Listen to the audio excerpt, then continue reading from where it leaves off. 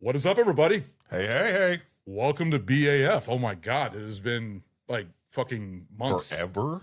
It's been a while. Been for fucking ever. Yes. Me and Stu are back from the dead, as you so put it. We've taken a long break from recording and podcasting. But these shenanigans. Much deserved. So, but we did say in the past, if you guys remember an episode with me and Stu where we did the Toxic Avenger, the original Lloyd Kaufman 80s classic. I wouldn't say classic, but it's a classic. It's a classic. All right. Yes, but we said that we would do a hot take of the brand new Toxic Avenger starring Peter Dinklage, Kevin Bacon, and Elijah Wood. Yep. Which we were very excited to see. We went and saw it in the theater, in a full packed theater. Oh, it was so many. So many. 3 people. Almost too many for you to give me the handy. Yeah, it was a little. I wasn't expecting a full theater for this type of movie. No, because this is Trauma. Not everybody is a big Trauma fan and stuff like that. So but a much larger release than I was made out to believe. I thought it was gonna be a very limited release. Yep. Considering it showed up in theaters all around us, I'm very surprised by that. Yeah. The funny thing is that I actually bought tickets, I think almost 2 weeks in advance, 2 weeks or 3 weeks in advance, where we would have to drive almost an hour and a half. I was like, yeah, it's a limited release. I kind of figured that. So, go there. And then the day that we're going to go see it, which is today, we just got back from the theater. I was on the internet and it was playing in Spotsylvania. I was like, what the fuck? I just spent, I don't want to drive an hour and a half. So I got a refund and got the tickets and able to do a local show. So that was actually nice. Shitty fucking theater, but. Yeah, I will say Hokies. What's the fucking theater called? I don't fucking know. All right, we went to a new movie theater that's actually been 3 different names. It was Movico, there was Paragon, it was Movico, and now it changes. Hokies, I think it might be. Yeah, something like that.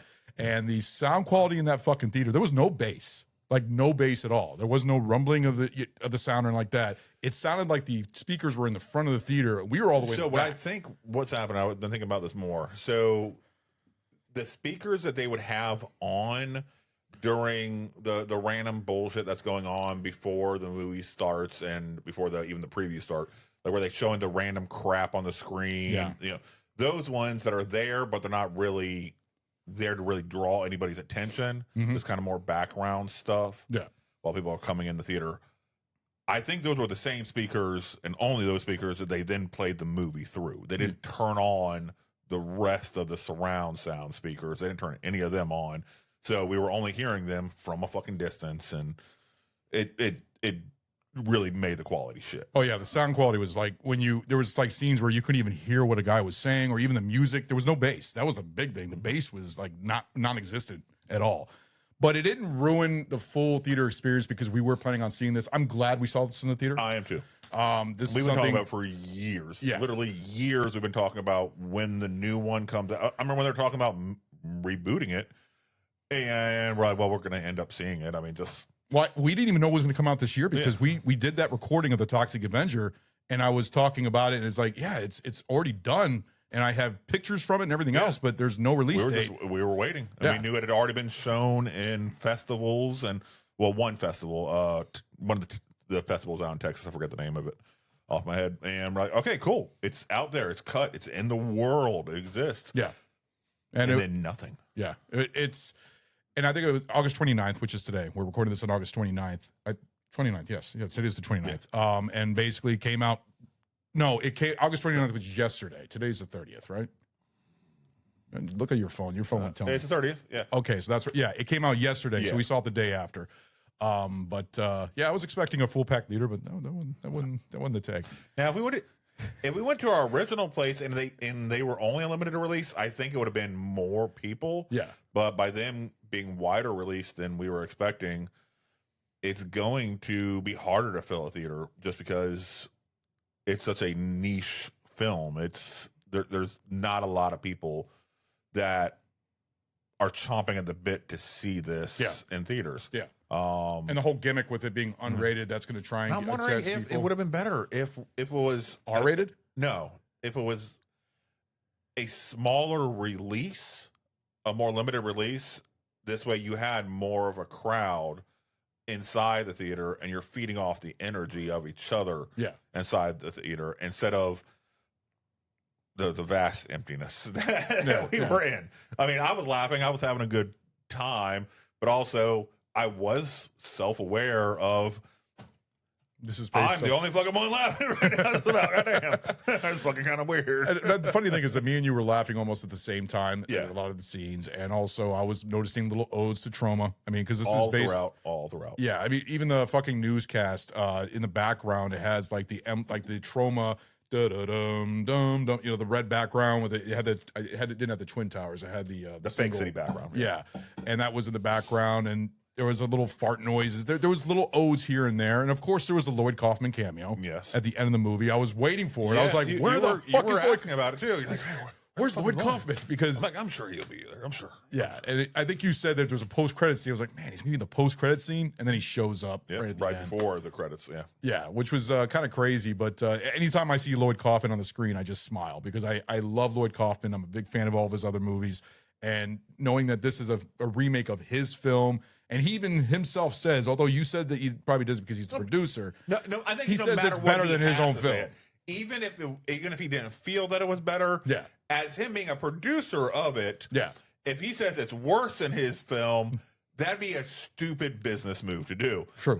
He's like, I've got money in this. Yeah. Let me tell you, it's not as good as the original. That doesn't make sense. Yeah. Not that I'm not saying it's not as good as the original. It just he has to say it's better than the original, or at least as equal as good. Because why else? Yeah. Hey, I have an idea. One, how about we do something we haven't done in literal months? I was going to let you introduce it. All right. How about we do our drink? Yes. Good old classic Malort. Malort. We haven't had this. I haven't had this. What? Yeah. I even haven't done our break at all. Exactly. So this is Prost. Classic right here. Cheers.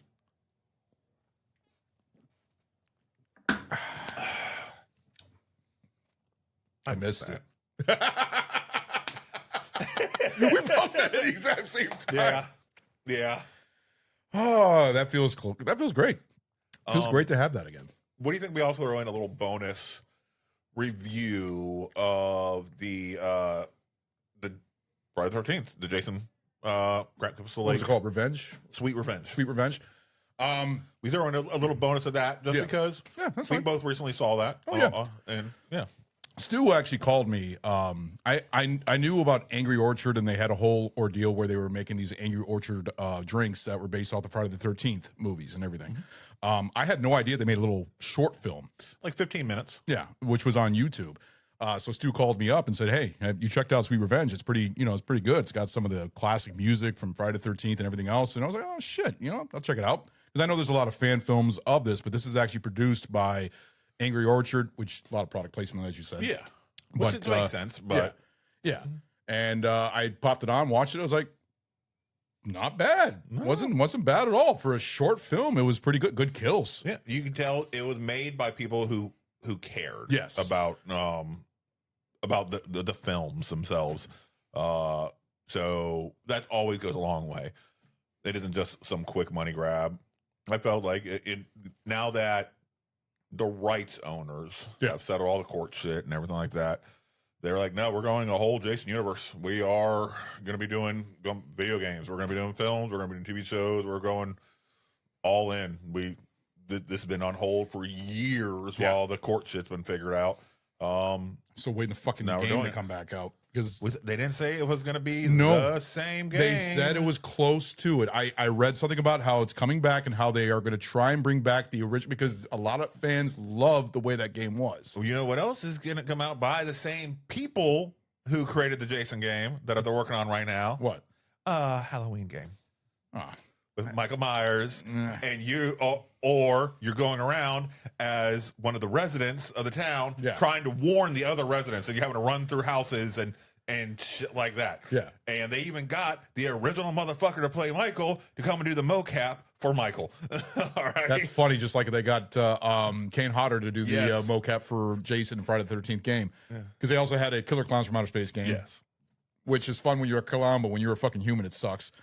Then they had a Texas Chainsaw Massacre one too. I bought that one also, and I believe they also had a Army or Evil Dead. Yeah, so I mean, they're trying to do a lot of the games where they're based off horrors, but they're like survival online multiplayer. The same group that did the Jason game. Same. No, all right. So I'm like, all right, that's street cred to me. All right, that right there is a great game. That's a super fun game. If they're doing that, but with their own take on it for Michael, I'm like, I'm going to check that shit out. I'm fine with that, but I'm a Jason fan more. I absolutely understand that. So I the music, the setting, the camp. I'm just more of a fan of that. So I hope they bring something back like that. But you know what? I'll hold my breath. We'll see what happens. Yeah.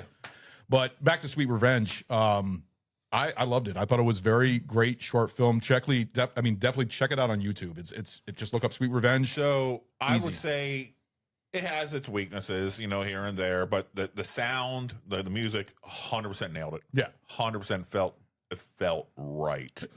How about the movements of Jason? What did you think of him? I thought, for being a brand new actor embodying Jason, I thought he did well.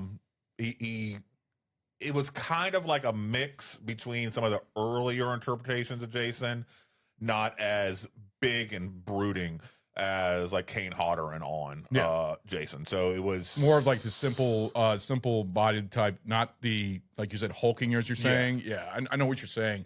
And a little bit fast, not slow and zombie like. Exactly. So I enjoyed it. Like I said, the kills were very creative. Gory too. Very gory. Some good special effects for what you know was realistically a low budget situation. Practical. Practical. Mm-hmm.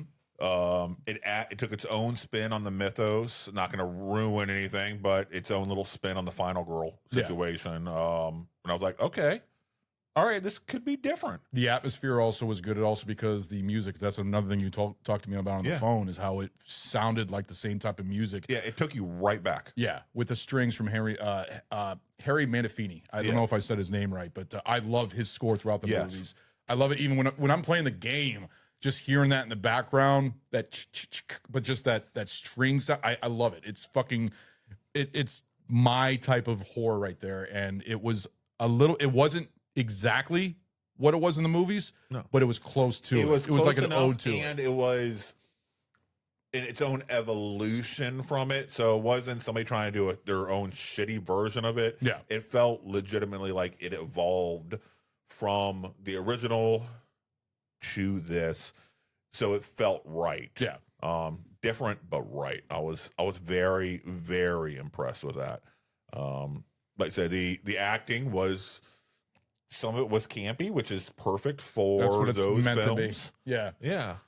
Just like the film that we're about to review after this, Toxic Avenger, campy as fuck. I mean, I just thought it was I'm really digging them finally having the rights back and saying, all right, cool, we're going to put something out to show that Jason's back.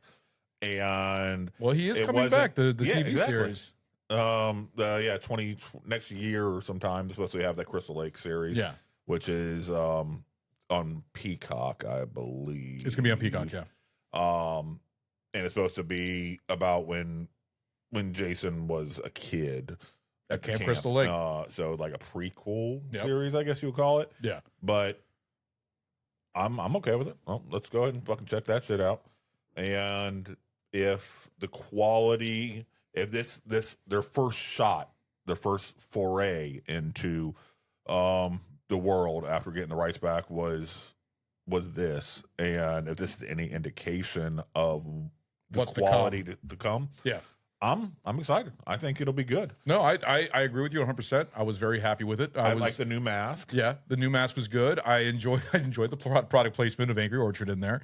You see just the bottle here, bottle there, and stuff like that. The old man, they had their absolute rights to do, you know, considering they were the ones footing the bill for it. Oh, yeah. But it wasn't like I didn't see Jason drinking a fucking bottle. That would probably piss me off if I saw him like drink Angry Orchard, just pouring over the mask. All right, no, that I would been probably right. gotten a little fucking pissy Yeah. about that shit. But no, it was there. It was obviously there, but not enough to completely remove you from the experience here. And I believe that the short was maybe 15 minutes. About 15 minutes. 15 minutes, and it felt like they put a lot into that 15 Exactly, minutes. but not too much where you had some minor character build up. You understood some character backgrounds and history. Yeah. Very minorly, very surface level stuff. But you had enough to understand everybody's plot, everybody's motivations, and so you cared about them a little bit.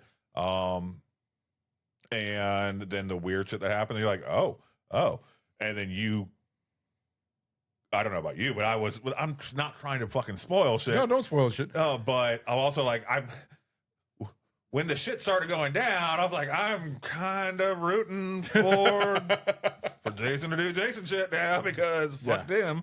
Yeah. All right. And I was like, I mean, that's typical. I think everybody in the Friday the 13th movies roots for Jason. And I'm kind of rooting, like, you know, I'm in the shoes of the final girl looking through the window, and I'm like, yeah, fuck them. Fuck them, those two.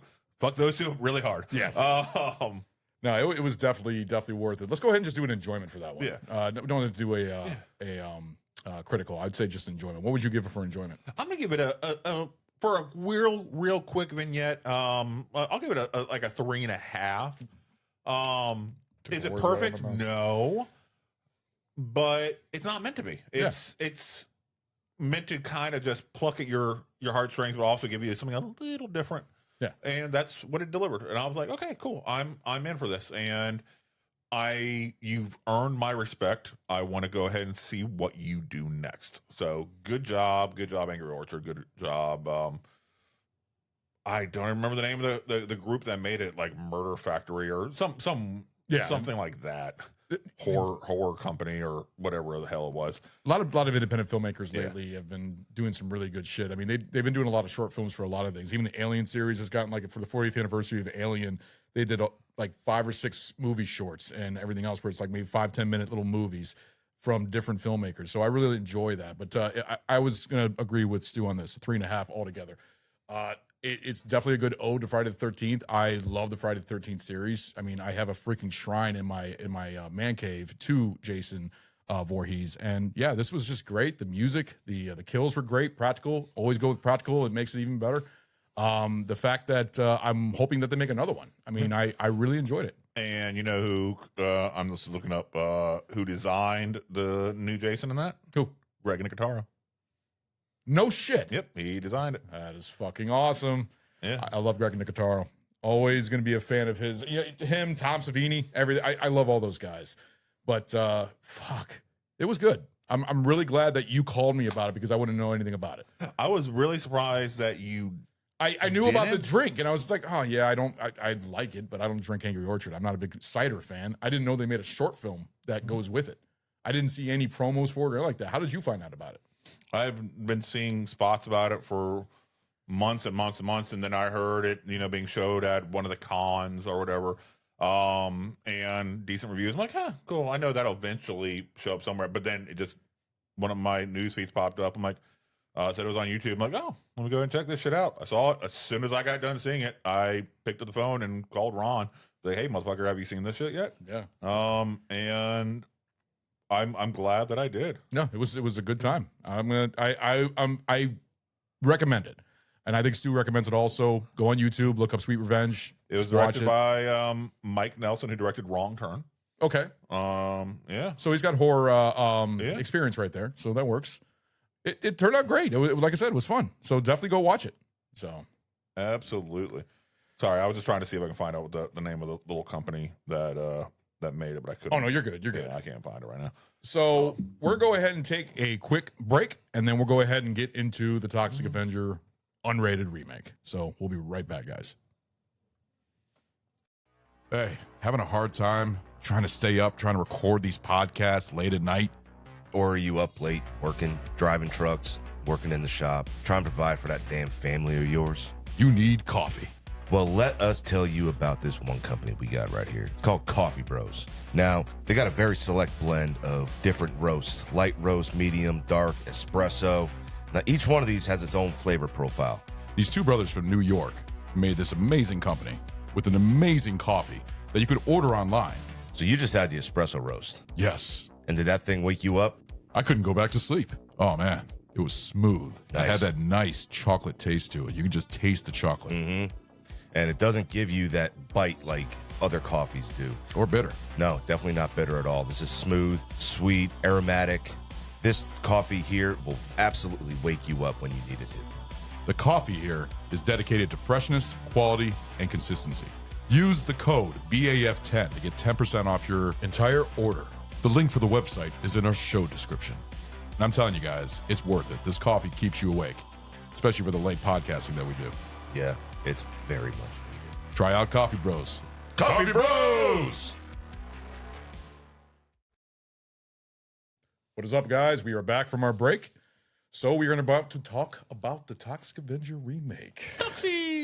So, first of all, the Toxic Avenger was kind of short in this movie. You know what? I it? was hesitant. I remember you're the one who let me know that he's little. Yeah. He's fucking little. Yeah. when the first stuff came out, I'm like, no fucking way. Yeah. No, I mean, this even after we found out Peter Dinklage was playing the main character. But I was like, okay, they're going to do something like they did with the original one, where they have A small him one way and then gets mutated into a big motherfucker. Yeah. They didn't this time. He still stayed little. And I was like, okay. So, I mean, got swole, got fucking thickum. But Funny thing was, in the theater, you were talking about how Peter Dinklage runs yes. and how he's like, because he's got small legs. I mean, But everybody. I think it's more that when he runs, I think what makes it humorous is he doesn't really move his upper body when he runs, so it's only his legs moving. Yeah. And that's just such a weird look. Yeah. I always find it humorous. It's almost like a toddler when they run. Yeah. Yeah. No, that's exactly. Yeah. And it's just so weird. And then right after we talked about that is when he then got changed into Toxie. Still short. And then they show him running. I'm like, oh, he's fucking moving. And you're like, oh, that's not Peter Dinklage. Yeah, And that's I'm like, the thing. Okay, that makes sense why he's running totally different. Yeah, because I actually was, when we were watching the movie, I was like, that doesn't seem right. Let's say they got a different actor, and I'm sure they're dubbing it with Peter Dinklage's voice. Which I thought they did a really good job. No, they did. Well, you can tell a little bit it was a little off, and sometimes, But for the most part, I think they did a really fucking good job. Yeah, they did. So they still got a short guy, but with longer legs, basically. So it was basically still like almost probably like a child, like maybe like a teenager or something like that. Maybe actually, I think smaller than a teenager. Well, they had long legs. I mean, compared to what Peter Dinklage had. So, but basically, it was the same thing where the Toxic Avenger had the same thing. It was somebody who dubbed a voice for the Toxic Avenger. The person wearing behind the suit was not the real voice. They got like a radio guy. Even for Citizen Toxic Part 4, it was actually a guy that's on the radio, a radio host. So he's got like a radio booming voice. But they had the Toxic Avenger with this Peter Dinklage voice, which we were talking about how I enjoy hearing very Peter Dinklage. Simple and very, easygoing. I'm wondering if the after credits scene, which the grilled cheese sandwiches. I didn't know if we wanted to say what the after credit scene was. I don't care. We're spoiling this. All right, fuck it. This So is the a after credit spoiler. scene, it's literally Toxie just showing up and then explaining to you how he makes a grilled cheese sandwich. And I was thinking, man, I just really enjoy hearing Peter Dinklage talk.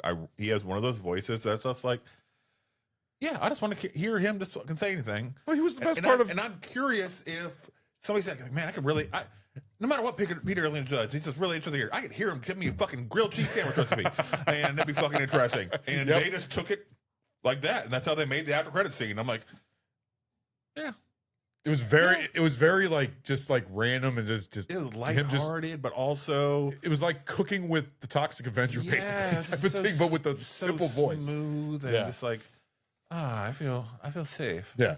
I feel safe, Toxic. Tell me more. Yeah. But I really thought Peter Dinklage did really well in this. I was really looking forward. I've been in a Peter Dinklage mood right now.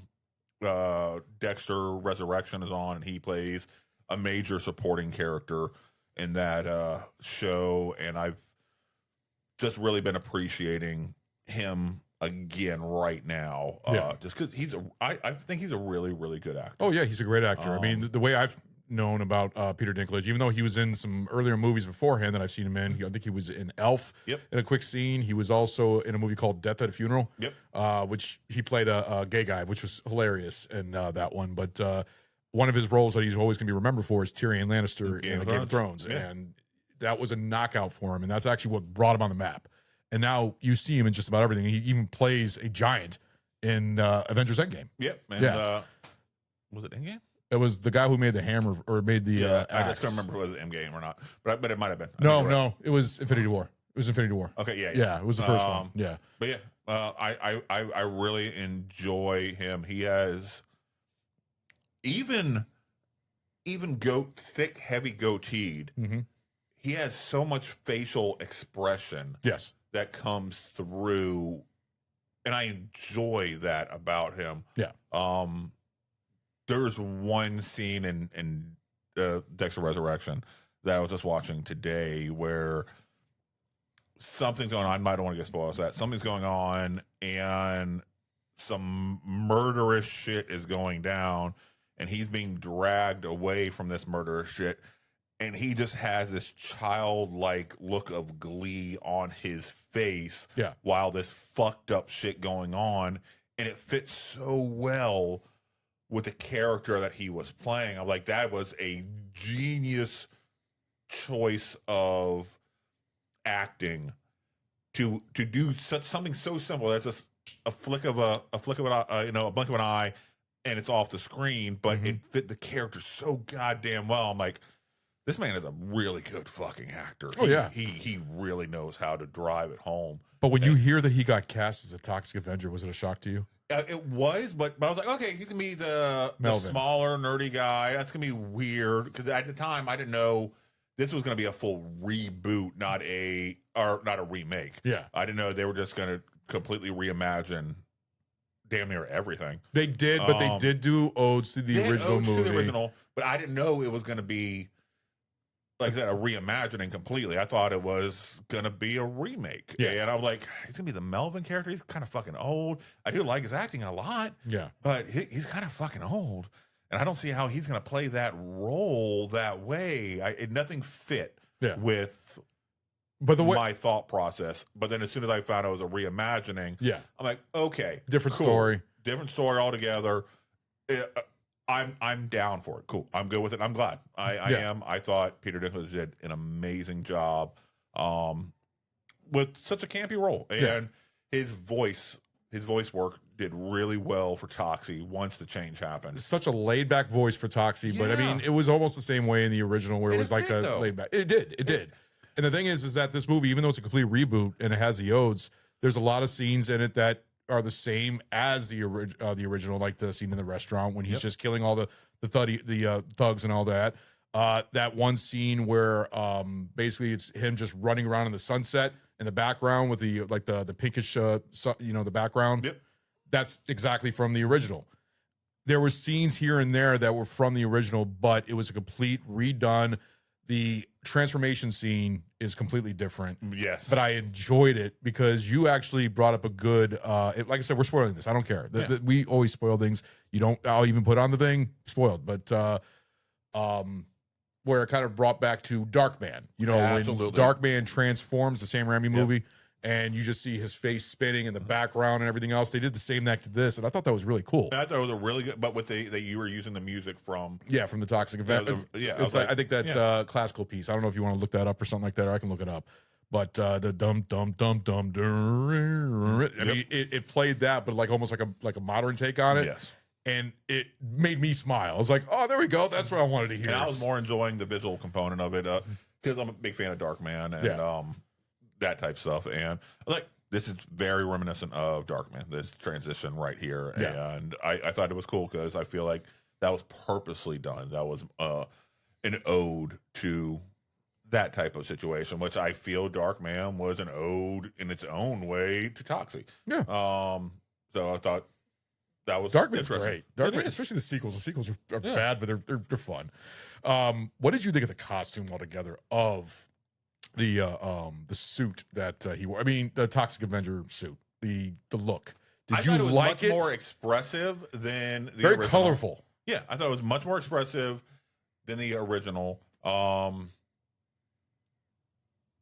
Much more modern. Yeah. And modern special effects quality. But practical. But yes, it Practical. was 100%. And I appreciated that a lot. And they had the air bladder effects where, you know, I mean, they did that in the original also, but it did really well. And also the one thing that I did not like, but watching through this movie, I appreciated it more, was just like his bug eye that he had. yes. Because it wasn't really just a big black eye, but there actually was a little red dot going around for his, what's it, the pupil? Yes. The pupil and everything else. So I thought that was interesting. But the costume was very well done. It was very colorful, very outgoing compared to the other one. I still had the tutu, but for totally different reasons. Yep. And reasons that made sense. It made a lot more sense than the original's reasoning. when Melvin got Yes. what was it? I think it was the fucking the girl, the thugs guys or whatever. They put him inside the suit to go make out with the girl to look all cool, and it was like a sheep inside the room or something like that. I remember that. And this one, it was him trying to. It was like a father-son relationship in this movie. Yeah. So the motivation, it wasn't even. They weren't even married. You catch that little throwaway line from the kids, like, you guys weren't even married. That's true. Which the fact that he stepped up even more than, I'm like, Jesus fucking Christ. Yeah. So the motivation for this one isn't like Melvin in the original, where, you know, he was just some fucking loser and everybody bullied and made fun of and shit like that. Well, he's still a loser in this one. He's a loser, but he also had the motivation that he couldn't really risk a lot of shit because he's doing stuff to take care of this kid. Yeah.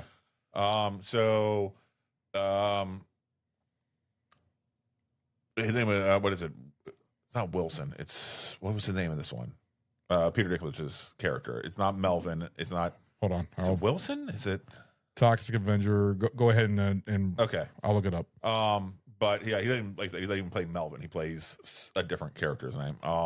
But this character was in love and in a long-term relationship with this woman. Winston. That's what it was. Goose. Winston Goose. Yeah. That's what it was. He was in love, and they were in a long-term relationship with this woman who had a kid already. She developed cancer and died, and he still stepped up and took care of this kid to the best of his ability. This little teenage boy, got him, psychiatric help because he was having a lot of trauma and issues, and got himself in a fuck ton of debt trying to take care of this kid, but didn't let the kid ever try to see it, didn't ever put the kid to blame. He was just loving and trying to do everything he possibly could. Not something you expect in a trauma film. And then Winston, he gets headaches. He goes to the doctor.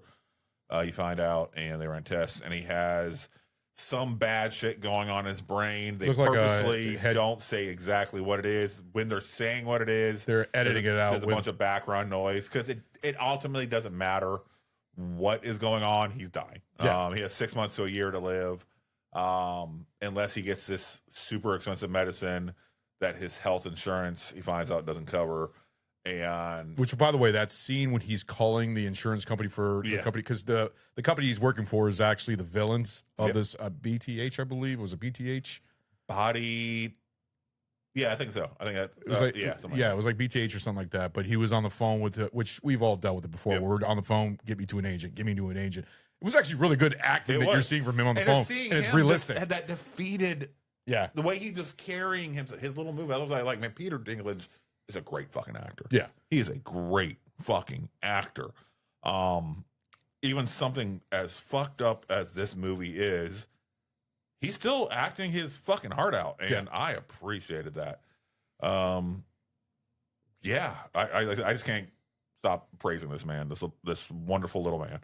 So you really praise his performance in this altogether, even as the Toxic Avenger for the voice and everything else. It was super believable what he was going, and he even as, like I said, campy and weird as it is, I didn't feel like he was phoning it in. It felt like he was trying. He was delivering it to his ability, to his best of his ability.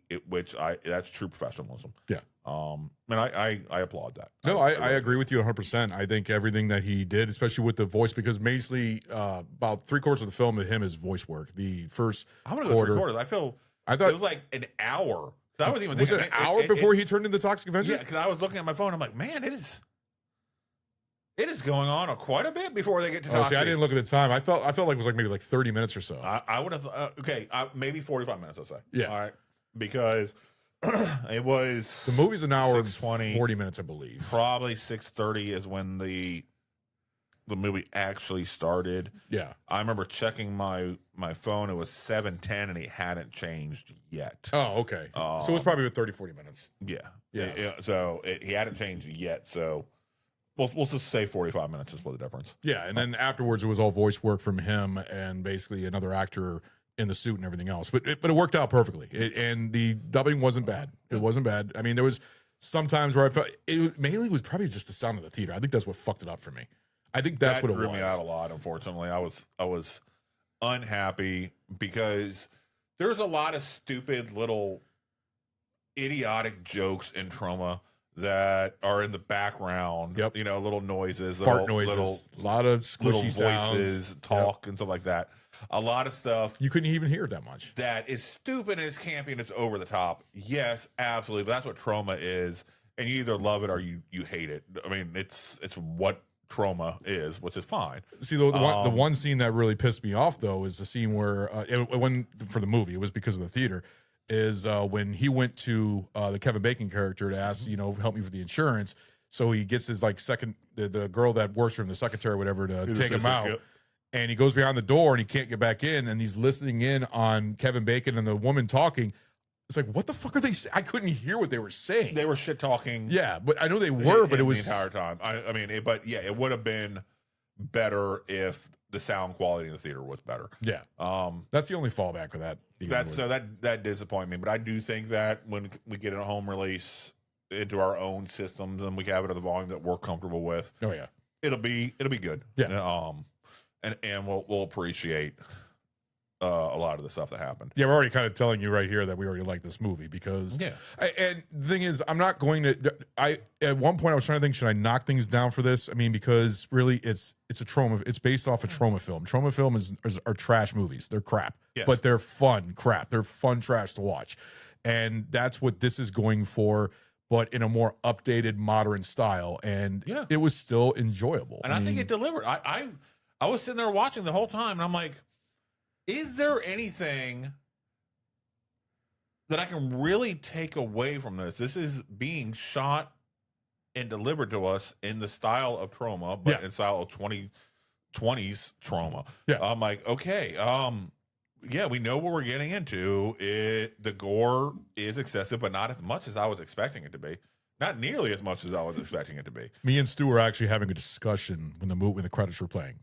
We were kind of giving our little review to the movie, and basically prepping for this. And we were talking about the gore, and he brought up a great point about it. How this was very timid for a Trauma film. It was gory. So when the gore did happen, when the fights did happen, they were there. The gore was there. Over the top Trauma, over the top. But the fights were just less than I was expecting them to be. I was expecting a lot more fights. What was it in?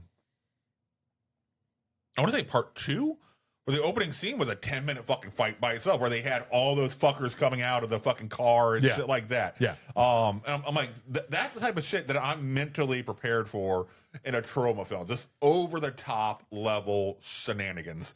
You know. Well, there was a lot more character development in this compared to other trauma films, and that's they kind of had to put that in there, so it kind of made up for that. So that's probably the reason why. It was gonna be unedited, you know, because that's what they kept advertising. Okay, unedited. That's. I'm like, okay, cool, unrated thing. All right, I didn't know it was only gonna be an hour and 40 minutes or whatever it was. I was like, okay, cool. I was expecting we can shorter. have like a 2.5 hour fucking movie. I was thinking long. I was like, they can go fucking buck wild. They can go buck wild with this shit. Yeah. All right, you know, like I said, they gave a 10-minute fight scene of just ridiculousness in part 2. All right, so why can't they do that type of shit now when they don't have to worry about curtailing to whatever? The fight sequences in this movie were interesting, but they were very short, like you said. But the other thing about this is that I don't know what it is, but the edits in this movie, and we were talking about this, and we were even wondering if it was trying to be just like the trauma films. That's was very hard edits. They're hard cuts. Where something just hard cuts. Also a lot of random shit, just like random. But that's kind of normal for trauma, so maybe they was still going for that. Even the post-credit scene, right before they showed the grilled cheese, and they showed the bitch, like, you can't stop what was now. Cut scene, grilled cheese. Yeah. Okay. Because she was the last one that survived, and it just pointed her in a fucking hospital bed saying what Sue just said. Yeah. And then all of a sudden it's just him cooking grilled like cheese. 2 seconds, all right, and then hard cut, boom. So maybe that right there is a proof that was the whole point of the movie, to have what hard I'm cuts. Thinking of is it was just a complete callback to the shitty editing of trauma films as a whole, where they're very rough, they're very hard cuts, no skill, dedicated to them at all. That's why I was like, this is a purposeful intention that they're doing, and I'm like, okay. I'm good with that. I'm good with that. It is jarring when you're not used to super low budget, especially if it's a high. If you can tell it's a higher budget film compared to all trauma films, it might have had more budget. It might have had more budget than all of trauma film combined. That's funny, because the first time we looked up the budget while we were watching it, said AI said it had a $200 million budget. We're like, which I still can't. I was like, what the fuck? I still can't find anything that says it doesn't. No, so I can't find what the actual budget is. I saw something, $30 million. That's what that seems more like realistic right there, because a $200 million film for a limited release doesn't make any fucking sense. Limited releases are always like very low budget. But also, you had Kevin Bacon, you had Elijah Wood, you had Peter Dinklage. Yeah, but I don't think they were doing this for a paycheck. I think they were doing this because they might have been trauma fans themselves. Very well could have been. I have a feeling that I don't think they were doing this for a paycheck at all. I mean, the fact that they got them would bring more people to the theaters. Like, oh, Kevin Bacon's in this, I want to go see this. Oh, Peter Dinklage is in this, I'm gonna go see this. If they got some random no shit actor that you never even heard of, it probably won't do as well. Yeah. So I mean, they had to get some. But I have no idea what the budget is, but it felt like they spent more money on this film than all of Trauma combined. Yeah. Oh, yeah. All right. Yeah. So trauma films, but even though they're low budget, they're fucking fun. They're fun. Super fun. And there was another thing I was a little shocked at. Not much nudity in this movie for a trauma film. No, but there was a random scene where the girls were flashing their tits, and you get a dick. All right. All right. But I was like, this is classic Trauma. The sound effects they made when the tits were coming out and the dick was being flopped around. Yep. And the weird camera choices they made. But this is classic Trauma right here. It's like shock value for the sake of shock value. And I'm like, okay, I appreciate it. That's Lloyd Kaufman. Good job. Yeah. Good job. Yeah. Fucking Toxie pisses on his face because he's like shackled up. He says, "Oh, I can aim better." And then, which that to me was a great scene when you discover that Toxie has acidic piss. It was just such a great superhero, like a muted background, like blurry, super high focused him on a rooftop, camera panning around. I knew the entire time he was pissing, just by the way. You said it was a great shot. I'm like, this is a great shot. Because it's super, like, color saturated. Everything just seems so vivid and powerful. I'm like, classic superhero shot with the arcing camera around him. And I knew the way he was saying, I'm like, he is pissing. And then all of a sudden he goes around, you're like, oh. And you see that he is pissing, and his piss is acidic. And it's like eating through brick. Yeah. And then I'm like, all right, that's cool. That's a cool, funny shot. But then they Chekhov gunned that bitch. They made that so that was actually important. And I give them credit for it. They took that and used that acidic piss to help save the day at the end of the movie. I'm like, that is good. That is good job. Yep. Way to go. Holy shit. Trauma. Right? And then they had him piss on his fucking face.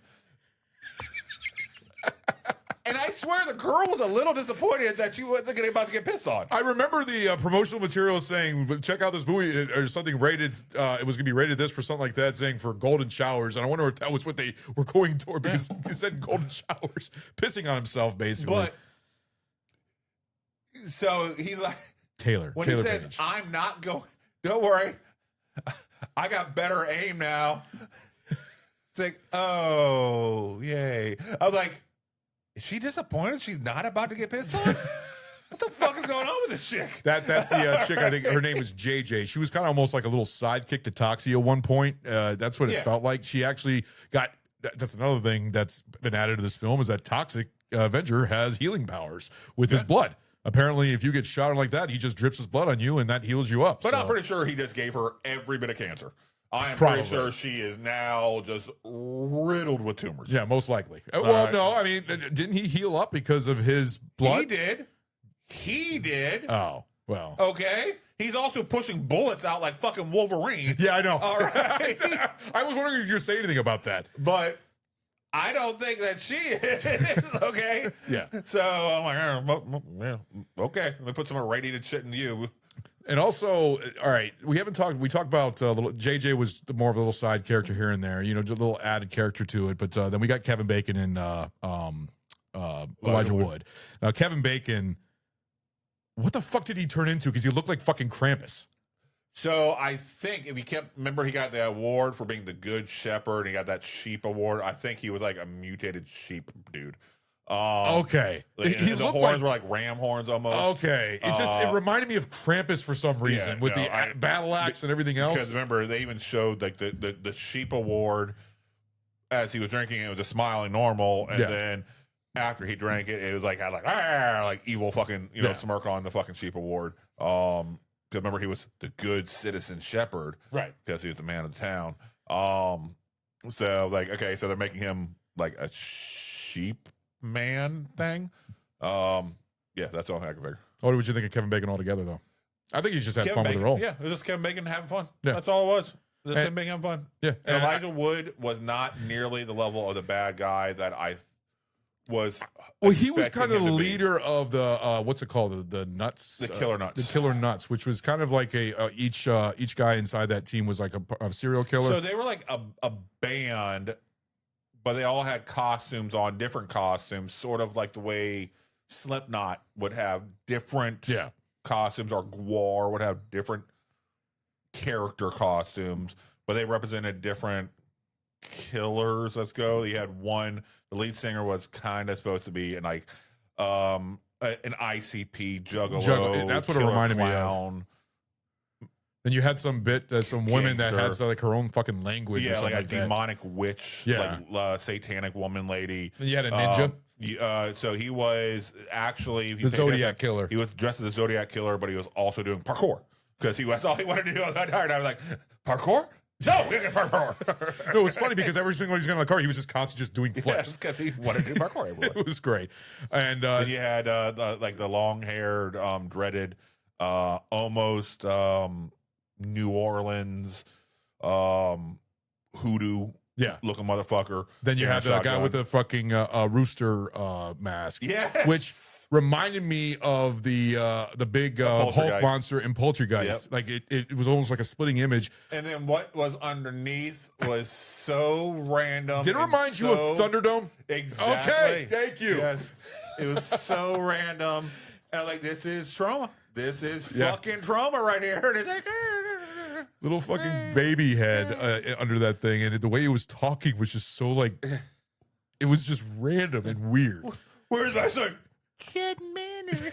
I was like, what the fuck? And this was like the biggest motherfucker of the group. Yeah. And he had the little tiny baby head. I was like, okay. What was okay, it? What was this it is in Thunderdome? It was Master in command. No, the Master Commander, Master Blaster. Master Blaster. Yeah, it was like some retard or something like that underneath the mask or something. Yeah. But and then Elijah Wood was kind of like the leader of them, and I think we've even talked about it in our first Toxic Avenger when we saw the picture. It looked like a fucking demented, like it looked like penguin. Yeah. All right. I'm like, what the fuck? They got pedo penguin. Yeah. Elijah Wood in this character, and even when they introduced him and they gave him like that interesting fucking walk because one of his legs were shorter than the other, so they had the club foot, the longer foot. Had the super thick sole versus the other foot he didn't. I'm like, man, they're really looking to make him like fucking messed up, and he really wasn't that bad. Yeah, he really wasn't. No, he didn't do anything too bad. He actually saved the day, and at the end, I think was he still locked up because he was being he was in the hospital, and he asked for more apple juice, and the cop told him to shut the fuck up. Yeah. All right. He was cool to see in there. It was really cool to see him because Elijah Wood's actually a pretty decent actor. He's actually done a lot of. He did Maniac remake. Yeah. He also did another one when he was being sniped by playing the piano. I forgot. I think John Cusack was in it. Mm-hmm. I don't know if you've ever seen that one, but he's actually done a lot of good acting roles. And he's dabbled into horror and everything else. But to see him in the Toxic Avenger movie with Kevin Bacon, it's just so random cast. Yeah, random cast, but it worked out. It was fun. They did. And I really liked his character, doing a lot of muttering to Kevin Bacon, who is his older brother. Yeah. A lot of muttering when Kevin Bacon's basically shit talking the entire time, and he's just correcting him under his breath the entire fucking time. Yeah. He was a smart one. I was like, all right, cool. I'm good with this. So it was kind of like a turn of heart for him because he was the villain, but he kind of turned of heart, and because Kevin Bacon wanted to kill the kid, and he was like, he's a kid. Why are we killing a kid? So he's like, oh, so there's a good side of this guy. So it's something that added to the movie, but I think they did great. I mean, I thought all the actors did great. I thought the cameo, like I said, of Lloyd Kaufman at the end was great. I as soon as I saw him, I was like, oh, there he is, because we were waiting for him to come on screen. But the special effects was good. I think even the colors in this movie were great. The dark scenes, like I said, I think the mop was really cool. I would glowed green like that, and it was like kind of like used the mop as a missile and everything. Yep. What was your favorite kill scene?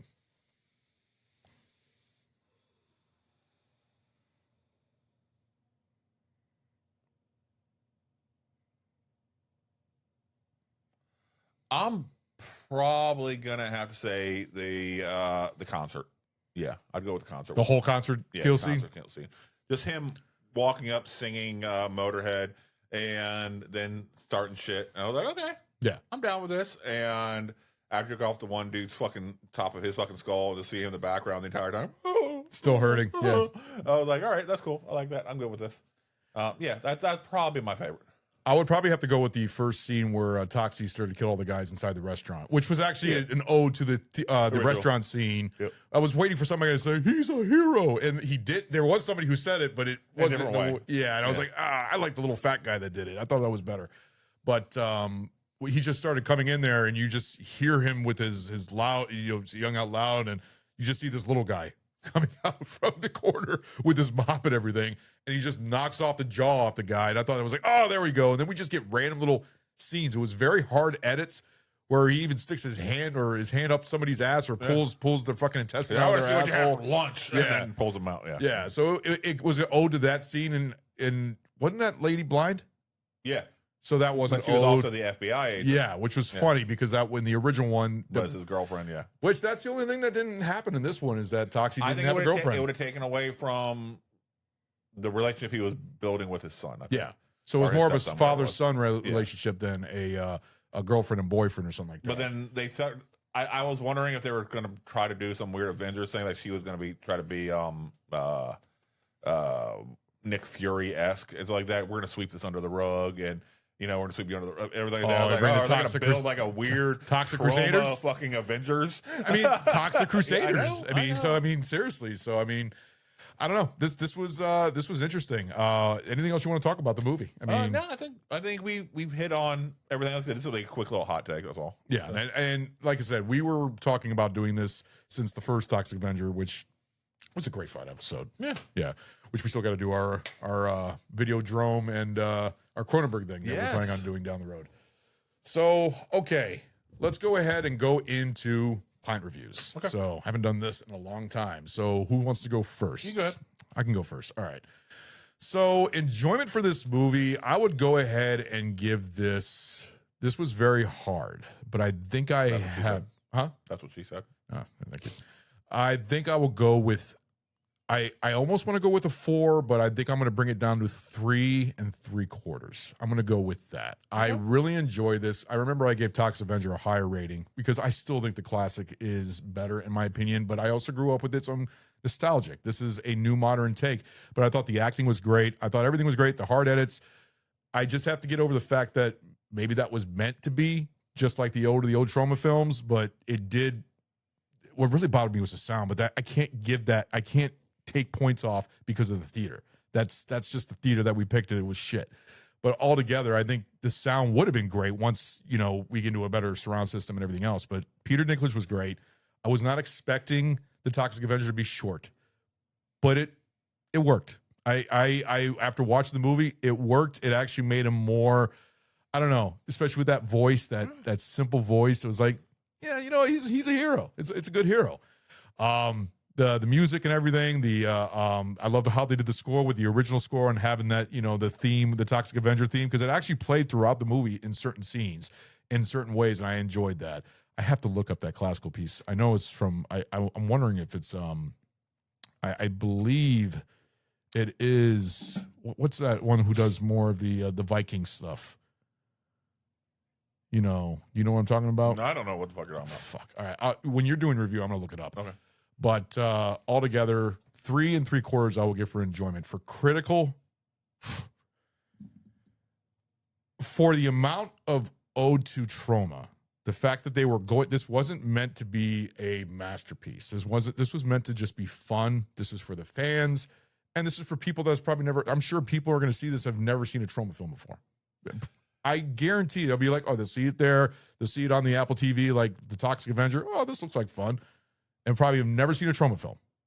A lot of people wouldn't know it's a remake. A lot of people.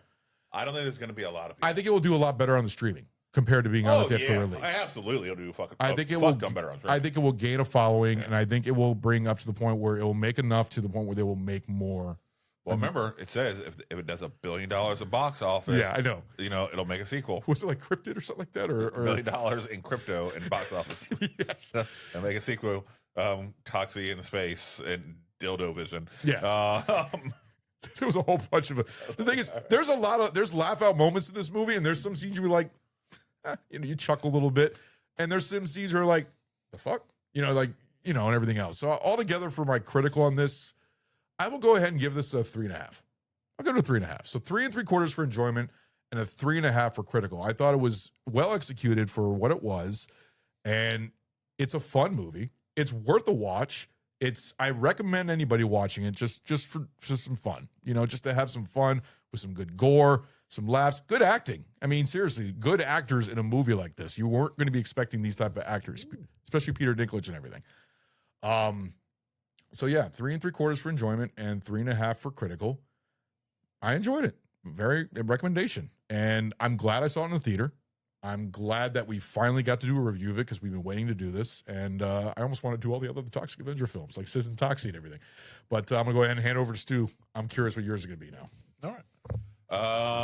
I'll go with critical first. Critical, it's very hard to nail this one down because it's shortcomings, such as the writing, purposeful shortcomings. So it succeeded in not being great. So it was great at not being great. So great how at do not you, being great. Yeah, how do you rate that? Yeah. Because it's an homage to Tromaville. type films, which are over the top, campy, insane, crude. That's what they are. And the fans of them, that's what they want to see. So how do you really take away points for stuff that it's purposely doing to feed to its audience? And so that's why the entire time I'm watching, I'm like, okay, I got a smile on my face. I'm enjoying this because it is succeeding at exactly what it's trying to do. So I have to, because that is what it's purposely trying to do, I have to give it credit. So I'm probably going to have to give this a critical of 4. Okay. Because it succeeded at damn near everything that it tried to do. The costumes, I enjoyed. Yeah.